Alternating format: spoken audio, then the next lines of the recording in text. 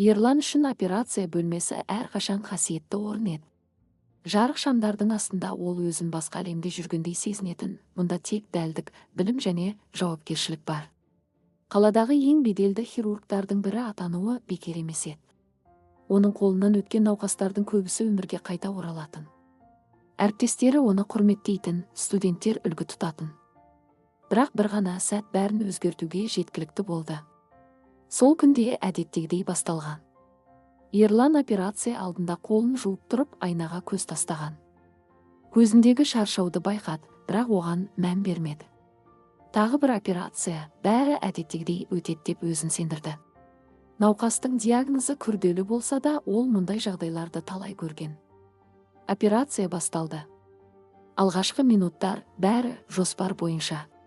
Бірақ бір сәтте күтпеген асқыну пайда болды.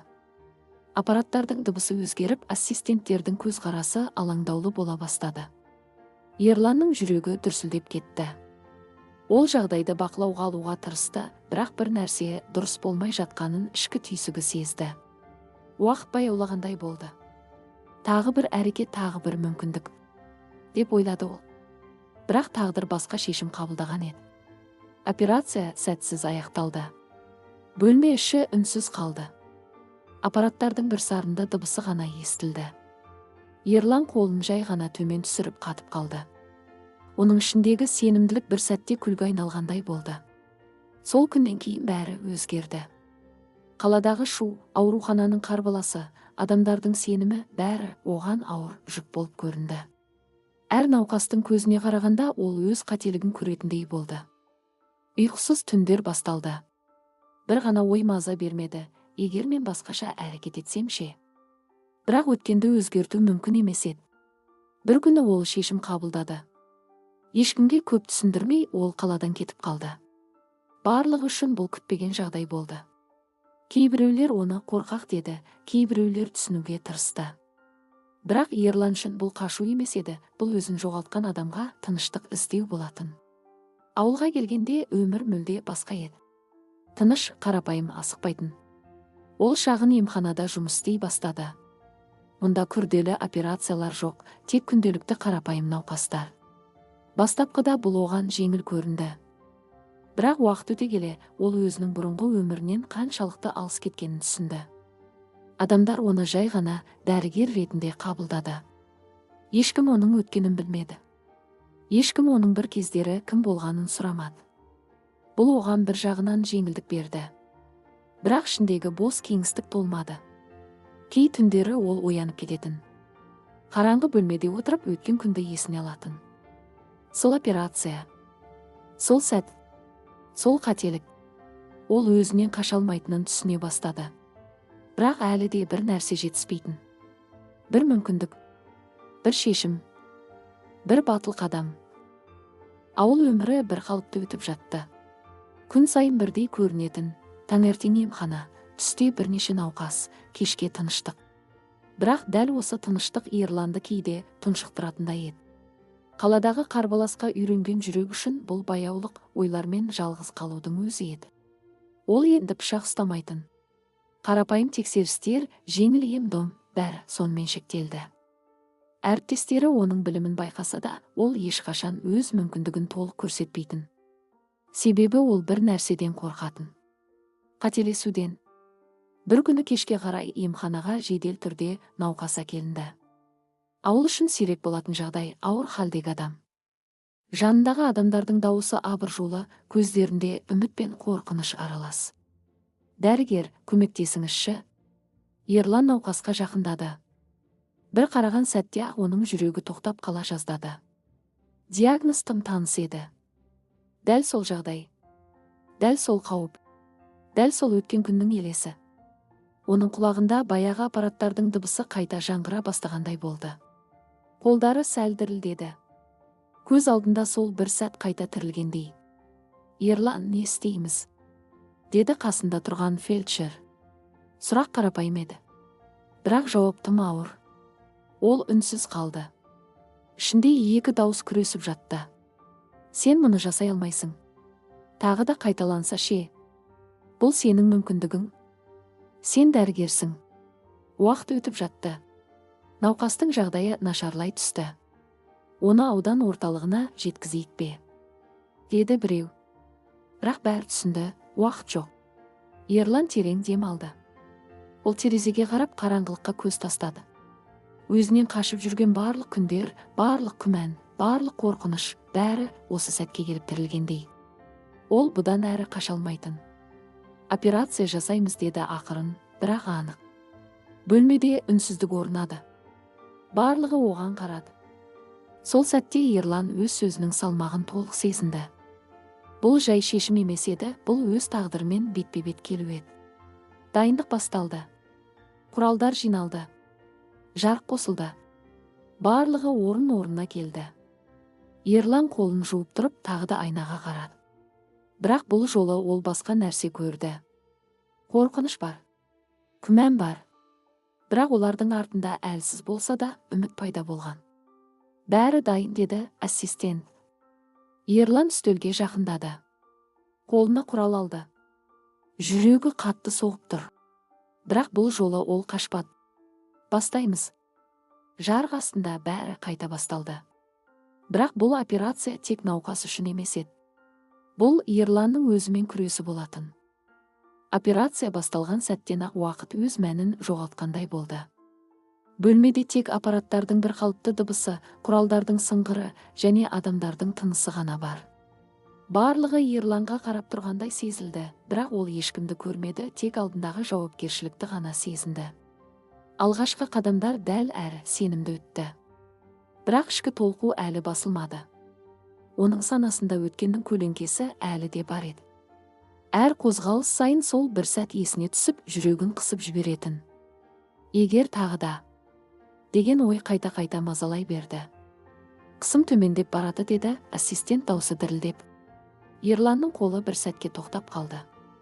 Дәл осы жер, дәл осы кезең. Бәрі қайтадан қайталанғалы тұрғандай. Жүрегі тарсылдап, құлағында өз соғысы ғана естілді.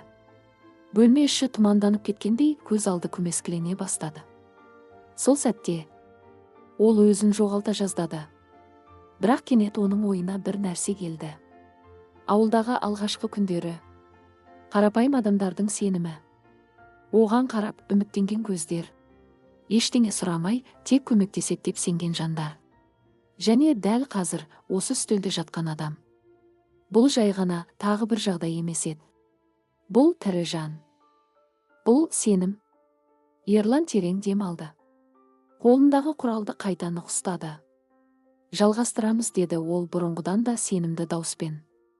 Оның көзқарасы өзгерді. Енді ол қорқынышпен емес, жауапкершілікпен қарап тұрды. Қимылдары біртіндеп нақтылана бастады. Ол әр қадамын саналы түрде, асықпай, бірақ кідірмей жасады. Білім мен тәжірибе ешқайда кетпегенін енді ғана сезінді. Уақыт өте берді. Әр секунд күреске толы болды. Бір сәтте аппараттың дыбысы қайта өзгерді. Барлығы тына қалды. Жүрек соғысы әлсіреп барады, деді ассистент. Бұл шешуші сәт еді. Бұрын дәл осы жерде бәрі тоқтаған. Бұрын дәл осы жерде ол жеңілген. Ерлан көзін бір сәтке жұмды. Бұл жолы басқаша болады. Ол тез әрекет етті. Бұрын байқамаған ұсақ детальдарды енді анық көрді. Қателіктің қай жерде кеткенін түсінгендей болды. Сол бір ескі жағдай енді оған кедергі емес, керісінше сабаққа айналған. Қазір, деді ол нақты бұйрық беріп, бірнеше секунд. Бірақ ол секундтар мәңгілік сияқты өтті. Сосын аппарат бір қалыпты дыбыс шығара бастады. Жүрек соғысы қалпына келді. Бөлмеде біреу терең дем алды. Біреу үнсіз жылап жіберді. Бірақ Ерлан ештеңе естімеді. Ол тек бір нәрсені сезінді. Ішіндегі ауыр жүк аздап жеңілдегендей болды. Операция әлі аяқталмаған еді. Бірақ ең қиын сәт артта қалғандай. Ерлан жұмысын жалғастырды. Бұл жолы сенімді. Бұл жолы толық беріліп, және ең бастысы, бұл жолы ол өзінен қашпады. Операцияның соңғы кезеңі басталды. Бөлмедегі ауа әлі де ауыр, бірақ енді үрей емес, үміт сезілетін. Бірнеше минут бұрынғы абыржу орнын жинақылық басқан. Әркім өз ісін нақты атқарып тұр. Ал Ерлан ол енді бұрынғыдай емес еді. Оның қимылдары сенімді, көзқарасы анық. Ең бастысы, ішіндегі дауыс өзгерген. Сен істей аласың. Соңғы тігіс. Соңғы тексеріс. Аппараттың бір қалыпты дыбысы. Тұрақты, деді ассистент баяу ғана. Осы бір сөз бүкіл бөлмеге тыныштық әкелгендей болды. Ерлан қолындағы құралды жайлап қойды. Бірнеше секунд бойы ештеңе демей тұрды. Сосын ғана терең дем алып көзін жұмды. Бітті. Бұл жолы бәрі сәтті аяқталды. Бөлмеде жеңіл бір қозғалыс басталды. Біреулер күлімсіреді, біреулер шаршағанын енді сезгендей орындыққа отырды. Бірақ Ерлан орнында қала берді. Ол өз ішінде бір нәрсенің өзгергенін анық сезді.